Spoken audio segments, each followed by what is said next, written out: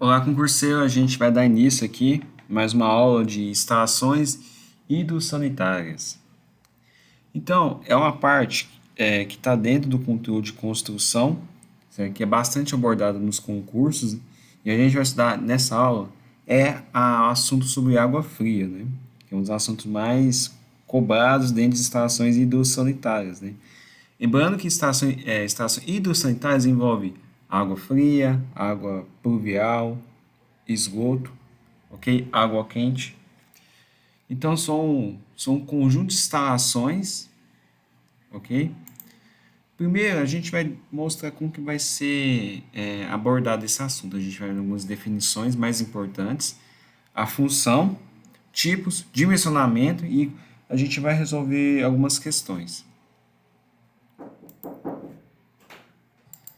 Sim, qual que é a função das instalações de água fria? Na NBR 5626, existem alguns parâmetros, né, que devem ser garantidos. Tá, a gente está falando de água fria. Inicialmente, né, você tem que garantir que uma água para consumo, né, e para uso, você tem que garantir a potabilidade da água. Então, quando você projeta a instalação, a potabilidade que vem da estação de tratamento de água deve ser garantida. E outra, como é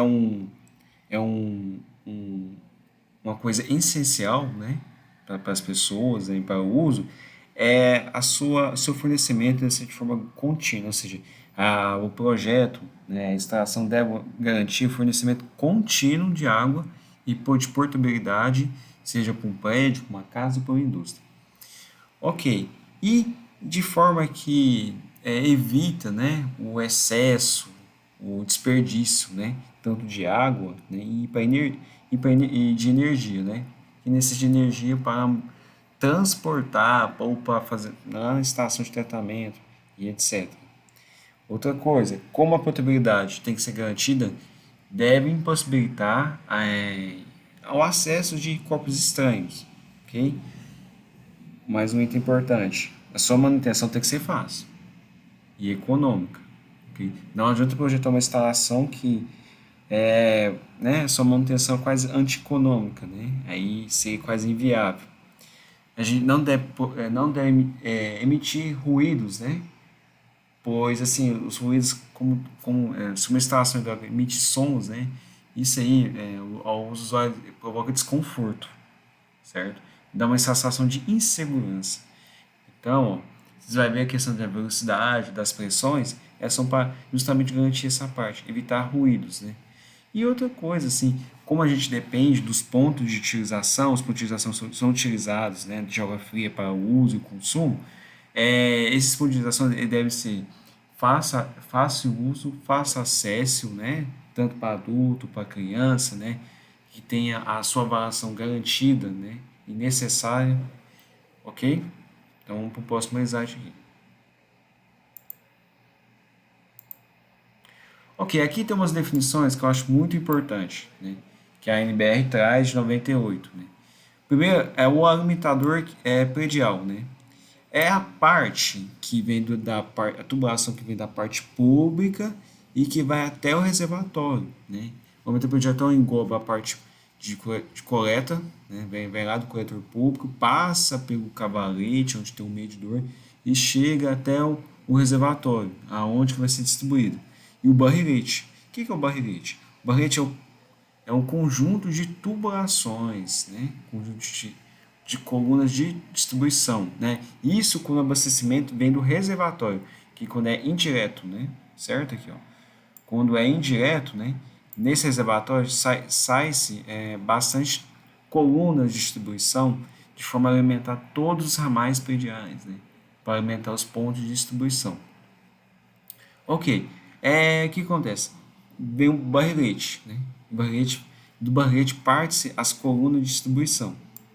Mas o que é uma coluna de distribuição? É a tubulação que vem do barrilete e é para alimentar os ramais, ok?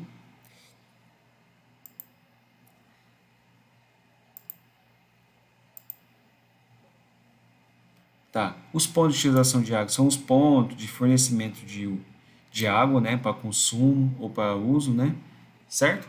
E o ramal é a tubulação derivada da coluna de distribuição e destinado a alimentar os sub-ramais. Assim a gente vai ver uma imagem, a gente definir o que é um ramal, o que é um aumentador predial, para saber a diferença de cada um.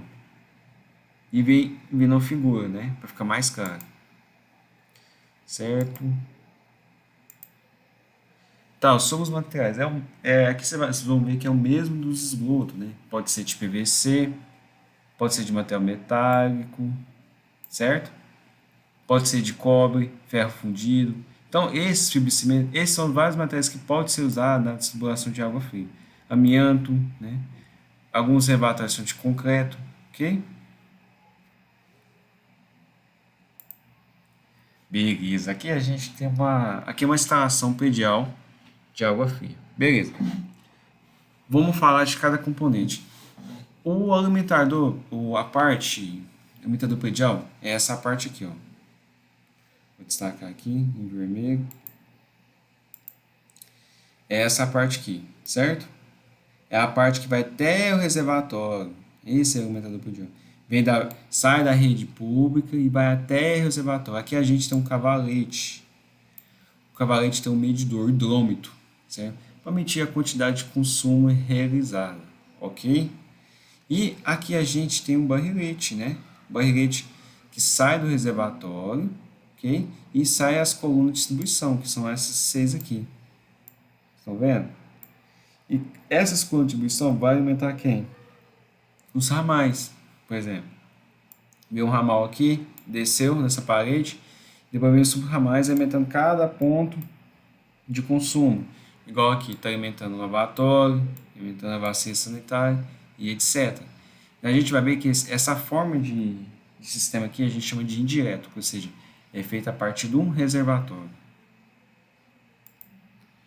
Beleza, vamos falar agora da parte da entrada, né? Aqui a gente tem o abrir do cavalete, né? Onde tem o hidrômetro, onde que mede-se a quantidade de consumo de água, né? Consumida. Ok? Aqui a gente tem a parte pública, e essa parte da pública até a entrada do cavalete é o que? É o ramal predial, certo? E a gente tem o dimensionamento dos cavaletes, que é o que? Aqui tem os diâmetros, né? E a partir desses diâmetros a gente tem a vazão. Então, para dimensionar o ramal predial, o cavalete, e as dimensões do abrir, a gente tem que ter o consumo do dia ou a vazão por hora. E a partir disso a gente acha o ramal predial, o diâmetro, e o diâmetro do cavalete. E assim a gente tem as dimensões necessárias do que? Do cavalete aqui. Onde que abriga o hidrômetro. Beleza. Aqui a gente tem duas imagens que mostram, né, as diferentes formas de a gente posicionar o hidrômetro. O hidrômetro ele tem que ter fácil, ele tem que permitir a fácil visualização, tanto para quem para a parte a empresa responsável pelo fornecimento de água, como para o usuário. Portanto, aqui a gente tem aqui a gente vê que o hidrômetro está de maneira mais visível, ou seja, o seu cavalete está virado para a rua, onde permite o acesso do que é um fornecedor de água, certo? E aqui a gente tem o cavalete virado para dentro, né? Isso aí atrapalha a visão, para quem necessita visualizar o consumo. Então, durante a instalação do hidrômetro, tem-se de ver o maior acesso possível, tanto ao usuário como à empresa de fornecedor de água. Beleza. Aqui a gente tem uma forma, a gente vai falar de as formas de sistema de distribuição de água. Tem as formas direta e indireta. Essa imagem a gente vê uma forma direta. Percebe-se o seguinte, não tem reservatório na laje aqui. Não tem. Ou seja, a alimentação nos pontos de utilização aqui, lavatório, bacia sanitária a pia, vem diretamente de onde? Da rede pública. Então a gente tem um ramal predial, né? Tem a parte pública aqui, aqui tem um cavalete, certo? Com registro. E aqui nem precisa dos barriletes, das contribuições, vai diretamente para os subramais. Ok, é uma instalação mais econômica, né? Que não necessita de reservatório, não necessita de consumo barrilete, coluna de distribuição. Entretanto, esse sistema aqui é muito dependente do sistema público, né? Ele não garante o fornecimento de forma contínua, ou seja, isso permite que não oferece segurança. Por isso que a NBR não permite esse forma de sistema de distribuição. Esse aqui é a forma indireta, sem bombeamento. Por que sem bombeamento? Porque a pressão da rua é suficiente para elevar a água até a caixa d'água. Beleza, aqui a gente tem um ramal predial, né, que vem da parte pública, o cavalete, onde tem o hidrômetro, e o que acontece? Essa água sobe até o reservatório, ok? E no reservatório faz-se a distribuição em colunas, né, para os subramais, aonde vai ter os pontos de utilização da água, ok? Então, a sua distribuição se dá do reservatório, ok? A partir do reservatório. Isso aqui, tá, garante o fornecimento, né? Traz mais segurança ao usuário, né? Não é tão dependente do corretor público, né? Porque você vai dimensionar o reservatório de acordo com garantir o consumo, né? Durante 2 dias, né? Que a gente vai ver aqui o consumo total, de reserva total. Isso aí, né?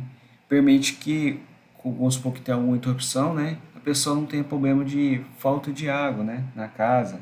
E também tem garantir a reserva de incêndio. Lembrando que esse é um sistema sem bombeamento. Beleza. Esse aqui é utilizado em casos de prédio. Por quê? Para que a água escoe até o reservatório superior, a gente necessita de bombeamento. Ou seja, instala-se uma bomba para elevar essa água até o reservatório. E do reservatório saem os barriletes que distribuem as colunas de distribuição para cada andar. E cada andar tem os subramais que distribuem a água para os pontos de utilização. Então, esse sistema aqui depende de bombeamento porque necessita levar uma água para uma altura maior, pois a rua não tem uma pressão suficiente para levar essa água. Ok? Lembrando aqui que é o ramal, a parte pública, o ramal predial. Aqui a gente tem um abrigo, tem um cavalete, certo?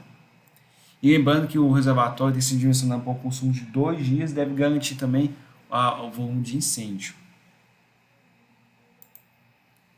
Esse aqui é um sistema hidropneumático, né? Que é o seguinte: a alimentação se dá de forma diretamente através de sem reservatório, né? Através de uma bomba, né?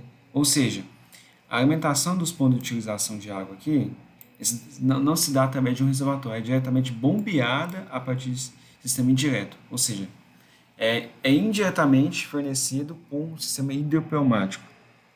Tudo bem, né? Não tem reservatório, isso aqui não passa tanta segurança como o sistema com reservatório, certo?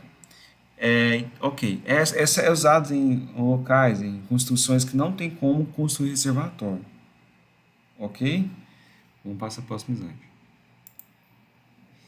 E esse aqui, o sistema de distribuição mista, é o mais utilizado. Sim, mais utilizado não, é algumas vezes utilizado. O que é? O fornecimento que depende da rede pública, né? E um fornecimento que depende do reservatório. Em caso de torneio de jardim, o seu fornecimento se dá diretamente pela parte pública, né? Ou seja, vem um ramal predial aqui e chega a parte da instalação predial, a gente alimenta a torneira. A partir disso, sobe-se uma tubulação até o reservatório e do reservatório vem o barrilete e as colunas de distribuição que distribui para os subramais e para os pontos de utilização.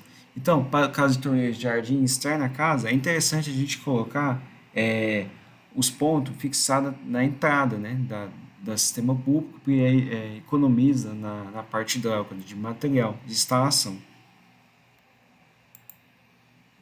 Ok, a gente tem a taxa de ocupação. Por que a gente precisa dessa informação aqui? É porque é o seguinte, dependendo do tipo de edificação, né, tem a taxa de ocupação por dormitório. Ok? E a partir dessa quantidade de pessoas por cômodos ou por dormitórios aqui, a gente vai ter o consumo médio por dia. Então, aqui a gente à esquerda tem o tipo de edificação e tem a ocupação de cada pessoa. Ok, aqui a gente tem o tipo de edificação e o consumo per capita, né? Litros por dia por pessoa. Então, por exemplo, aqui apartamento, qual que é o consumo do apartamento? Ah, é 200 litros por dia por pessoa. Isso é importante para a gente dimensionar, né? Achar o volume do quê? Do reservatório. Beleza, talvez essa aqui é a parte mais importante de estação de água fria, seja esse aqui. Lembra que a gente falou dos ruídos, que tem essa garantia de não emitir ruídos para garantir o conforto do usuário? A gente dimensiona as tubulações, né, os diâmetros, né, de modo que a velocidade não pode ser superior a quem? A 3 metros por segundo. Esse aqui é um parâmetro que a NBR 5626 de 1998 existe. Ou seja, para evitar, né, os ruídos, né?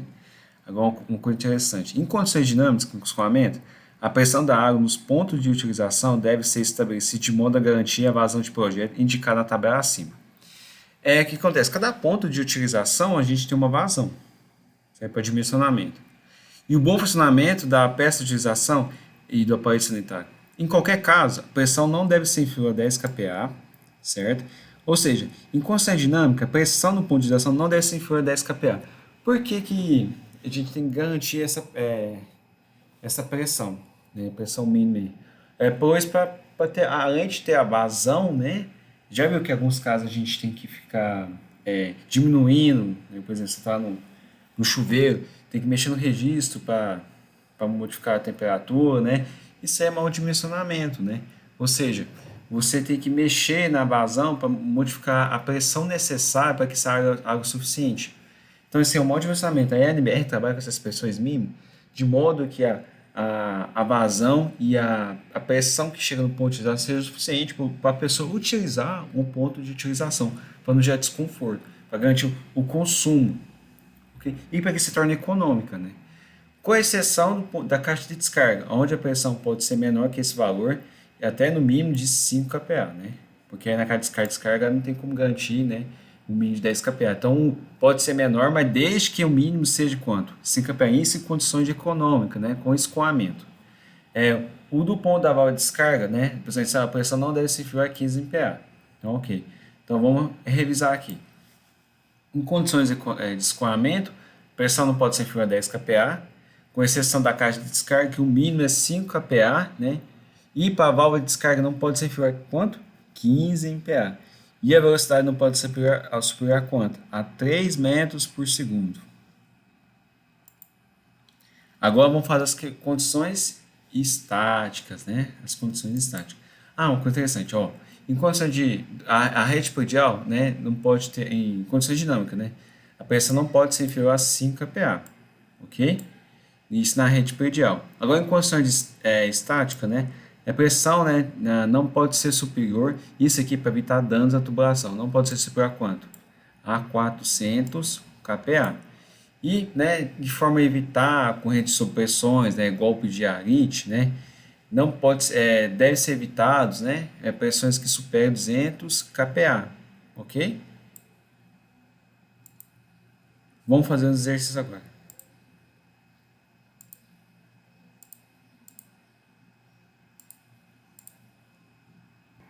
Vamos fazer essa questão que foi abordada, né, nas provas anteriores. Preencha as lacunas abaixo, em seguida assinale a alternativa correta. Em condições dinâmicas, com escoamento, a pressão da água nos pontos de utilização deve ser estabelecida de modo a garantir a vazão de projeto e de bom funcionamento das peças de utilização de aparelho sanitário. Em qualquer caso, a pressão dela não deve ser inferior a quanto? 10. Certo? Lembrando que em condições dinâmicas, né? Com exceção do ponto da caixa de descarga, onde a pressão pode ser menor que este valor, até no mínimo 5 kPa. E do ponto da válvula de descarga para bacia, onde a pressão deve ser inferior a quanto? 15 MPa. Então a gente fica com a alternativa C. Na NBR 5626 apresenta fatores que determinam, né, a velocidade de corrosão em tubulações hidráulicas prediais. São fatores que determinam a velocidade do processo de corrosão, certo? Exceto, a gente tem 4. a velocidade de escoamento, concentração de sais, temperatura e impureza. O único fator que não influencia na velocidade do processo de corrosão é quem? É a temperatura. A gente fica com a alternativa B. Beleza. Aqui a gente tem aquela tabela de dimensionamento, né, da instalação de água fria. A gente tem o tipo de aparelho sanitário, né? A gente tem a peça de utilização, que varia de cada aparelho sanitário, e até a vazão. A gente tem essas lacunas A, B e C. No nosso caso aqui, ó, o chuveiro. Chuveiro, né? A peça de utilização é a letra A, que no caso é 0,10. B, a pesticidação é uma válvula de descarga e tem uma vazão de 1,70. Então, no caso, é a bacia sanitária. E o mictório com sifão integrado. Então, no caso aqui, seria um registro de pressão para essa vazão. Então, a gente fica com a alternativa C. Então, perfeito. Até a próxima.